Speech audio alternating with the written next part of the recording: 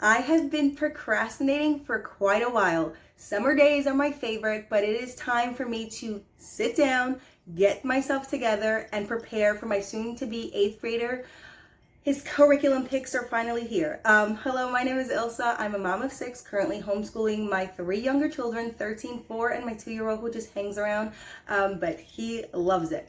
So we have finally decided on what I'll be doing this coming school year for my 8th grader.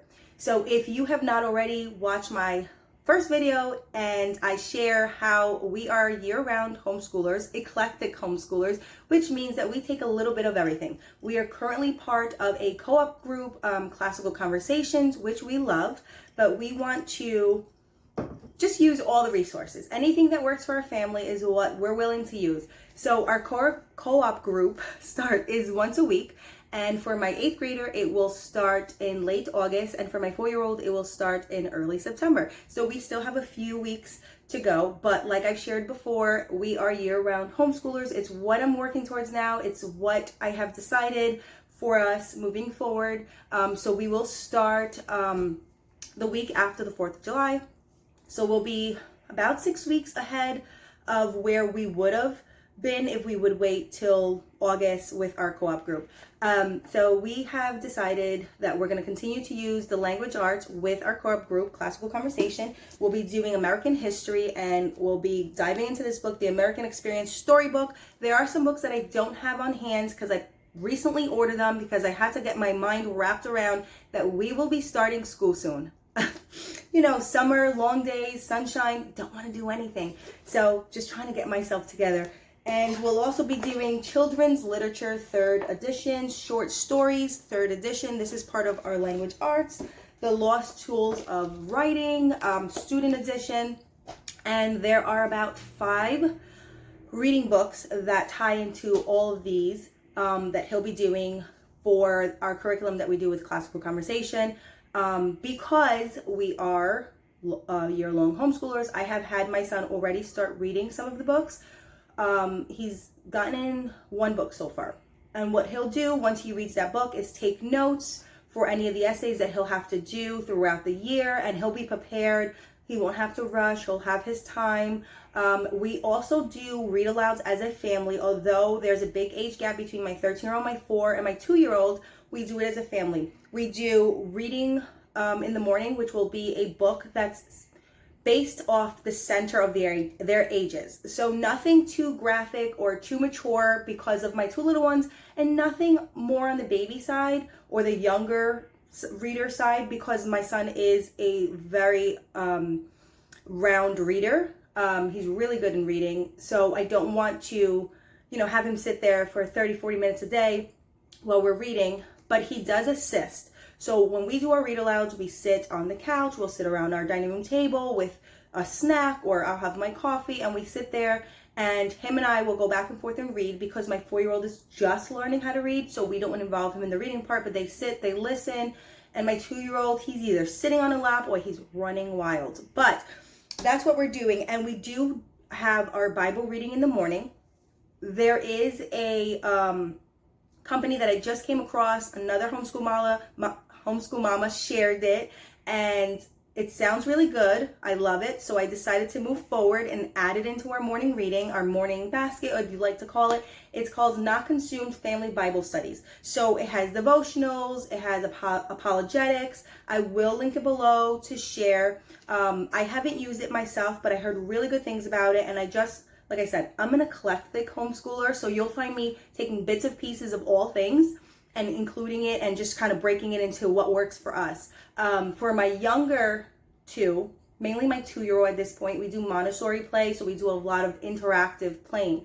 So again, my 13-year-old is very mature for his age. He's an amazing reader and has a great vocabulary, so I don't want to do anything too young for him. So we will do a lot of reading. We have a few other books that we'll be reading. And I'm really excited about that. So now for math, I'm still on the fence. Our homeschool group, some of the 8th graders that will be attending with my son are doing Math UC. Now, I have never used Math UC. I've heard great things about Math UC. I'm still on the fence because I'm not sure. I do want something a little bit more challenging for my son. Again, just for himself. And I don't really want anything that's too much online. I don't want so many resources that he's gonna have to sit in front of a screen. I like paper, pen, getting down and using your hands to do the work. But what I will be doing, because my son has shared that he's interested in the future, and again, he's young, in the future, pursuing something where he's engineering but creating businesses, so along the lines of entrepreneurship, which I love because there are so many avenues you can go on that. So we'll be doing the Dave Ramsey Foundations in Personal Finance, which will be part of our math for the 2023-24 school year. So he'll be doing that, and I think it's great. Although he is a little bit on the younger side, they do have 7th grade, they have 8th grade and 9th grade. We're going to do the 8th and 9th grade because my son does excel in math.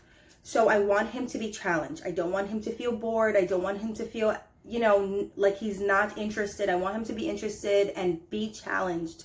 We'll also be doing, I think I'm going to go with economics for everybody. So it is a DVD and a whole book, and I did get this information from another homeschool mama who has a 10th, 11th grader. So my son is on the younger end, but because I believe he can handle it and he's prepared, we're gonna go and move forward with that one.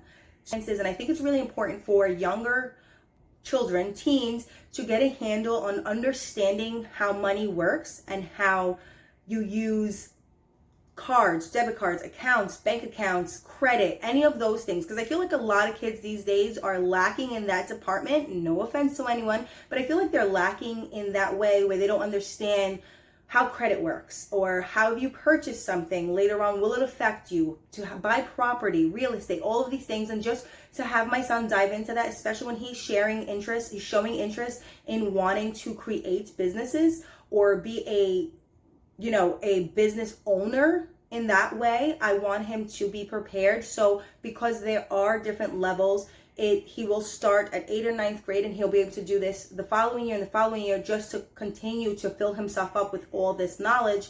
I think it's a great experience. So for most of our things, we are doing classical conversation with the co-op, with the language arts, the reading books. We do have a few books that I had just purchased, so I don't have them on hand to share.